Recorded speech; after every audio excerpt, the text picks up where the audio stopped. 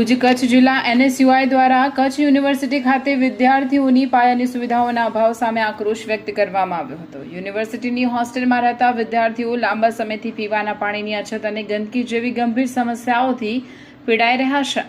હોસ્ટેલમાં પીવાના પાણીની વ્યવસ્થા નથી અને નિયમિત સફાઈના અભાવે અસ્વચ્છતાનું સામ્રાજ્ય ફેલાયેલું છે, જે વિદ્યાર્થીઓના સ્વાસ્થ્ય માટે જોખમી બની રહ્યું છે। NSUI જિલ્લા પ્રમુખ ઋષિરાજસિંહ જાડેજાએ આકરા પ્રહાર કરતા જણાવ્યું હતું કે યુનિવર્સિટી લાખો કરોડોના ખર્ચે નવા ભવનો બનાવી શકે છે, પરંતુ વિદ્યાર્થીઓને પીવાનું પાણી પૂરું પાડી શકતી નથી।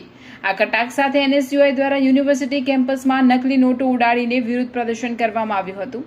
વિરોધ દરમિયાન સંસ્થાએ ચીમકી આપી હતી કે જો યુનિવર્સિટી પાસે ગ્રાન્ટની અછત હોય તો NSUI વિદ્યાર્થીઓના હિતમાં ફાળો એકત્ર કરી પાણીની સુવિધા કરી આપવા તૈયાર છે।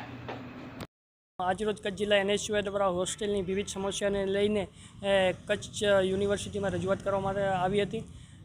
લગભગ 2 દિવસથી ન્યૂઝના માધ્યમથી અને સોશિયલ મીડિયાના માધ્યમથી અમને જાણ થઈ કે ખૂબ જ અસુવિધાઓ છે, સાફ સફાઈનો ખૂબ જ અભાવ છે, પાણીની સુવિધાઓનો અભાવ છે। તેના કારણે આજરોજ અમે રજૂઆત કરવા પહોંચ્યા હતા। આ 2 દિવસથી સોશિયલ મીડિયામાં ચાલી રહ્યું છે, પરંતુ કમનસીબે એમ કહી શકાય આજે પણ અમે વિઝિટ કરી હોસ્ટેલની, પરંતુ ઉપરની જગ્યાએ પાણીની સુવિધા આજે પણ નથી।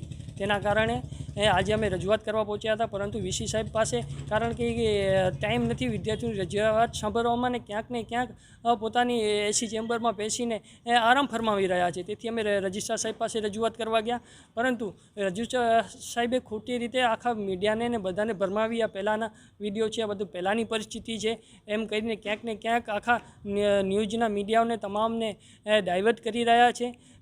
અને ખાસ કરીને આજે જ્યારે અમે રજૂઆત કરવા પહોંચ્યા, અમારી સાથે જે વિદ્યાર્થીઓ હતા તેમને ધમકાવી રહ્યા છે, તેમને દબાવી રહ્યાનો પ્રયાસ કરી રહ્યા છે, પરંતુ વિદ્યાર્થીઓને દબાવવામાં આવશે તો NSUI ક્યારેય બરદાસ્ત નહીં કરે।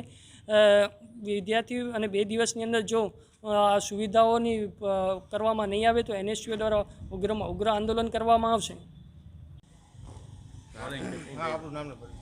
મારું નામ ફયાદ માજોટી છે, હું ઇન્સ્ટાગ્રામ કોન્ટેન્ટ ક્રિએટર છું।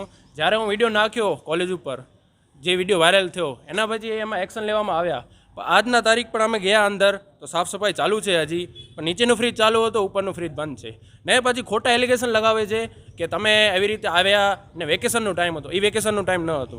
બીજી વાત કે હું પોતાની આઈડેન્ટિટી કે ફાયર સિક્યોરિટીને આપી, હું કોઈને કાંઈ મારી આઈડેન્ટિટી નથી આવી, તો પણ સાહેબ કહે છે કે તમે ખોટી રીતે આવ્યા, ખોટી આઈડેન્ટિટી બતાડી ને તમે એવી રીતે વિડીયો ઉતાર્યો। ને પછી બીજી વાત કરે છે કે છોકરાઓ આવી રીતે કરે છે, છોકરાઓ એમ કરે છે, તો છોકરાઓની ગલતી છે તો એક્શન લેવા કોણ આવશે? એક્શન લેવાની જિમ્મેદારી કોની છે? અગર આજે એક્શન લઈ લે તો છોકરા તો કરવાના જ છે, એમને એક્શન લેવા જોઈએ ને। કેમેરા લાગેલા છે, બધું લાગેલું છે, સિક્યોરિટી હોવી જોઈએ। દારૂની બોટલું પડી હોય, વિમલ ખાતા હોય તો બધા એન્ટ્રી ઉપર જ સિક્યોરિટી હોવી જોઈએ ને, જે ચેકિંગ કરીને અંદર મૂકે। દારૂની બોટલ લઈ આવે પછી કહે કે સ્ટુડન્ટ્સ કરે છે, તો તમે એક્શન લો ને, કેવી રીતે આવે છે અંદર? એટલો હાલશે।